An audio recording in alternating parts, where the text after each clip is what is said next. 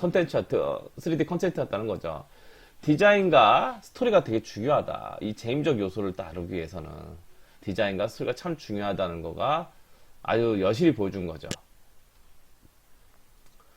자, 처음에 캐릭터를 개발했을 때, 자, 이렇게 만들었다고 합니다.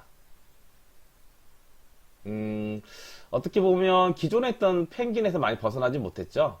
자, 이런 식으로 아이디어 스케치를 하고, 자, 요거를 이렇게 두 번째 단계로 또 이렇게 발전을 시켰는데, 이게 많이 둘리와 많이 비슷해졌어요. 여러분 둘리 아시는지 모르겠지만, 또 제가 어렸을 때 또 둘리의 환장이 있었어요, 저희도.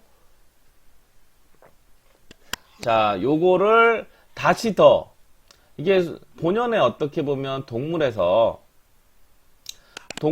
가지고 있는 그런 동물을 너무 부각하지 말고, 이거를, 자, 어떻게 핑구라는 또 캐릭터도 비슷하고, 이거를, 동물보다 더 인간화시키자 해서 안경도 끼고, 고글이죠. 이런 모임에서 고글도 시키고 해서 인간화시키는 작업을 해서 이렇게 최종적으로 완성을 했습니다. 하나, 둘, 셋, 네 번의 단계에서. 이 캐릭터에서 일로 넘어온 데까지 6개월이 투자됐다고 해요. 많은 시행착오를 겪었다는 거겠죠. 6개월 동안 이걸 투자를 한 거고, 어떻게 보면 이것만 보고 EBS에서 투자를 하진 않았을 거예요. EBS에서 일을 맡기진 않았을 거예요. 자, 어떻게 보면 이런 재밌는 영상과 간단한 영상을 보고 나서 EBS에서 투자를 해줬을 거라고 생각을 합니다. 이 기존에 있던 이런 느낌이 아니라 이렇게 의인화에 성공한 거죠. 아이들 같고 재밌는 거. 자, 노는 게 제일 좋아. 자, 그래서 이거를 이렇게 캐릭터를 개발하고 첫 번째 캐릭터를 개발하고 두 번째 시나리오와 스토리보드를 제작합니다. 이와 같이.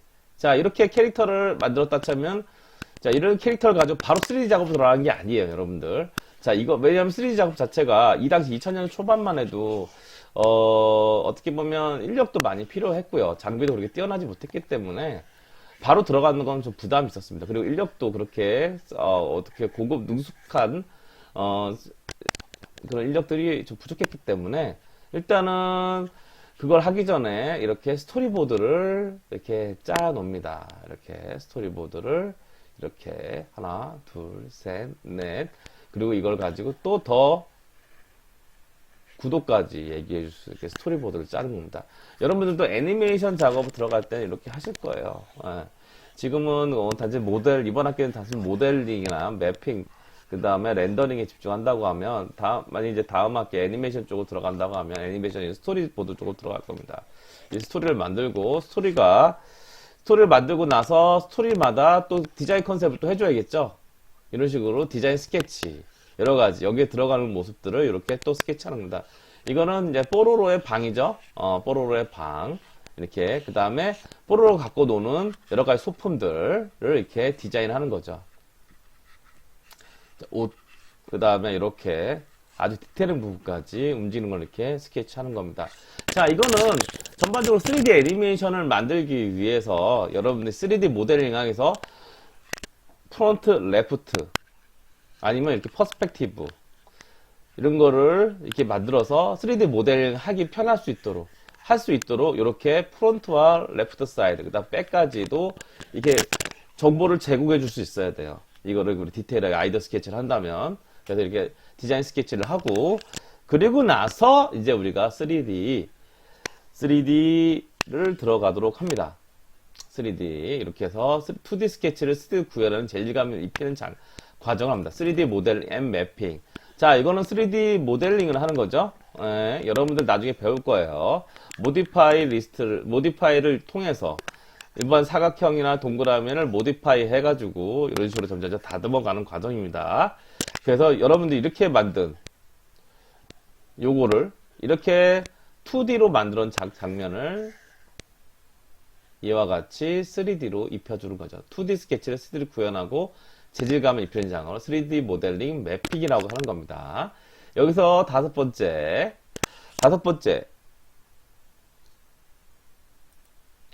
자, 여기서 이제 여러 가지 이제 어떻게 보면 얘가 혼자서 혼자 모든 게 일어나는 게 아니죠.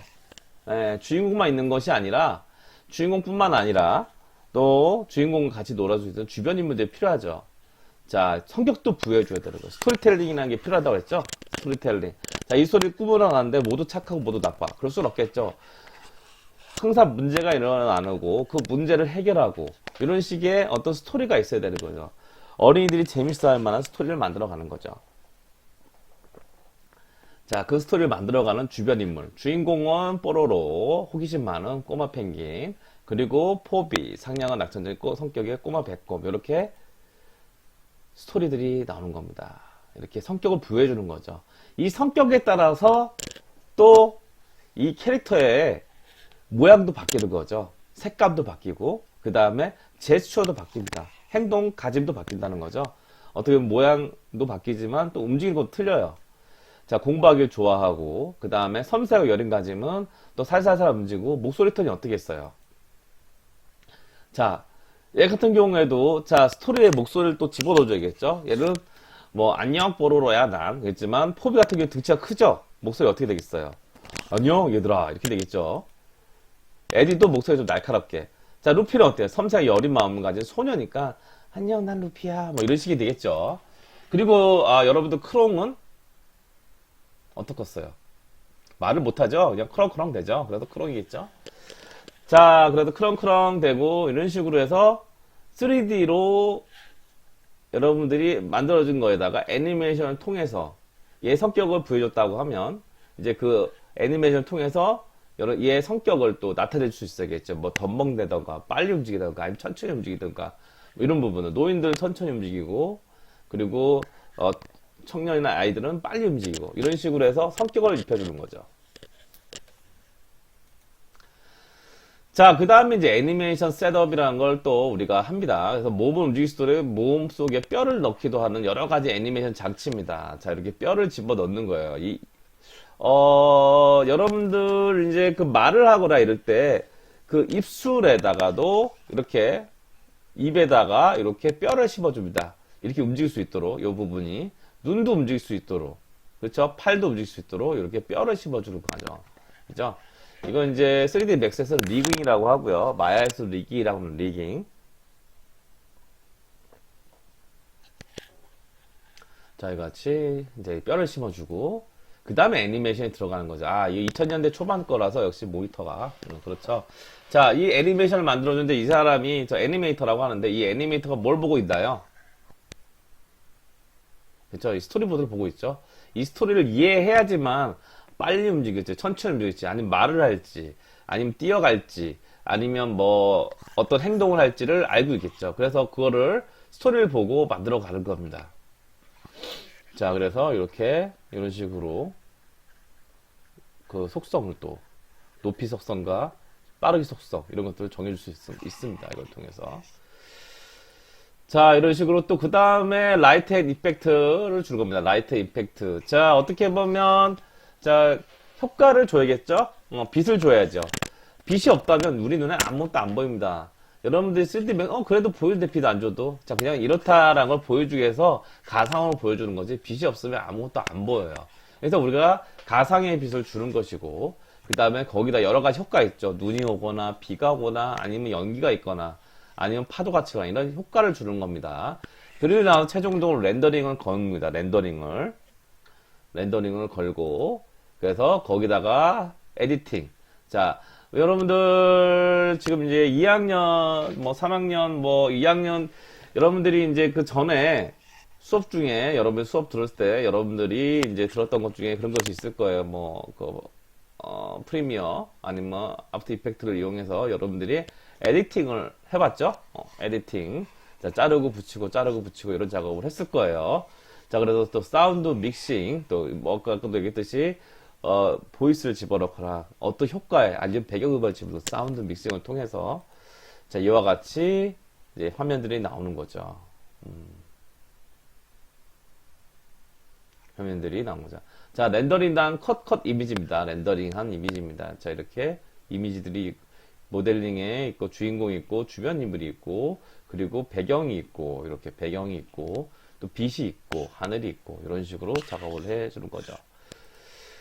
자, 애니메이션 기반 파생 상품은 단지 TV 시청률뿐만 아니라 출판, 교육용 콘텐츠, 완구, 비디오, 앱, 테마파크 등 다양한 파생 상품을 높은 수익성이 발생하였습니다. 대단한 발생이었죠. 자, 완구 1등, 책도 1등, 모든 것들이 나오자마자 다 대박을 쳤습니다. 그래서 뭐 저작권 같은 거라든지 상품의 로열티 같은 걸 이제 이렇게 했지만 뭐 짝퉁도 많이 나타났어요. 뭐 이걸 카피해, 뭐 중국에서도 카피하고 많이 카피했었죠. 또 그런 부분도 있었어. 막 합성한 뽀로로와 그다음에 크록이랑 합성한 이상 부분들도 막 나타나고 그랬었죠. 자, 이런 식으로 해서 기반 파생 상품이 엄청나게 많았습니다. 그래서 그게 우리나라만 히트한 게 아니라 이태리에 있는 카툰 스토어 언더 베이 페스티벌, 프랑스 안시 페스티벌, 브라질에 있는 아니 마문디 페스티벌 등 해외 여러 영화제에 가서 본선에 올라오고 그 작품성을 또 인정받았습니다. 또한 아시아를 비롯한 유럽과 미주 지역에도 수출을 한 발 일어나가지고 공중파 TF1이라는 2004년 9월에 박영을 시작해서 국내 작품으로 최초의 유럽 공중파 TV에서 상영되는 성과를 올렸습니다. 자, 해외 거를 좋아하지 않습니다. 프랑스, 특히 자국의 문화심이 되게 긍지가 높은 나라는. 근데 그런데다가 외국, 어떻게 보면 미국도 아닌 우리나라 작품이 이렇게 공중파로 발견된 대단히 큰 아주 이슈였어요. 자, 그래서 이렇게 2004년도, 3년도에 이렇게 세계 만화 전문지, 애니메이션 전문지, 신문에 이렇게 접지에 실린 내용입니다. 자, 성과는 2003년 11월 첫 방송 시작 EBS 방송 당시 시청률 5%였는데 시청률로 1등이었습니다. 1등. 이런 평균 시청률 웃도는 의미 있는 수치로 평가되고요. EBS 당시에 시청률 1등이었어요. EBS 뭐 0.5% 이럴 때였는데 5%로. 뿐만 아니라 애니메이션 성공 이후 캐릭터 출판 완고 DVD상에서 연이어 성공을 거둬서 국내 콘텐츠 산업 새로운 성공 모델로 자리매김했습니다. 뽀로로 성공은 국내를 넘어 해외에서도 이루어졌고요. 프랑스, 영국 등 유럽은 물론 멕시코, 칠레 등 남미 그리고 인도, 중국, 대만 등의 아시아권까지 전 세계 120여 개국으로 수출되고 있었습니다. 특히 프랑스 경우 최대 지상파 TF1에서 평균 시청률 47%. 우리나라 5% 나왔는데 47%라는 그냥 국민 대부분이 봤다는 소리예요. 동시간대 시청률 1위라는 고무적인 기록을 세웠습니다. 한류 열풍을 견인했다고 볼 수 있는 거죠. 현재 뽀로로 등 아이코닉 컨텐츠 월간뷰는 4억 건, 매출의 작년 1,000억을 넘었으며 캐릭터 상품 수는 3천여 종, 5조 원의 경제 효과를 가져왔다 합니다. 5조 원. 자, 제가 이거를 처음 만들었을 때는 이제 BTS보다 뽀로로가 닭이 높았는데 지금은 뭐 BTS도 뭐 엄청나죠. BTS와 뽀로로가 이제 어떤 젊은 사람들은 뭐 그렇게 인정하지 않겠지만 거의 비슷해요. 예, 여전히 수익을 발생하고 있어요. 뽀로로는 BTS도 뭐 여전히 계속 하고 있으니까 5조 원의 경제 효과를 가져왔다고 합니다. 5조 원. 엄청나죠? 그러니까 결과적으로는 뽀로로 애니메이션을 만들어서 그걸 통해서 엄청나게 많은 사람들이 먹고 산다는 거예요. 그 수익을 얻어서 많은 사람들이 그에 관련된 컨텐츠를 만드는 사람들, 그걸 보고 파는 사람들, 완구회사, 출판회사, 교육회사, 뮤지컬 회사, 이런 회사들이 같이 다 먹고 사는 거죠. 하나가, 애니메이션 하나가 엄청난 영향을 미쳤다는 거죠. 우리나라, 그리고 전 세계에다가. 자, 이렇게 해서 일단 2차 시를 끝내고요. 3차 시에 연이어서 그 뽀로로의 어떤 그 뽀로로가 미쳤던 영향에 대해서 더 얘기를 해보도록 하겠습니다. 자, 3차 시에 뵐게요.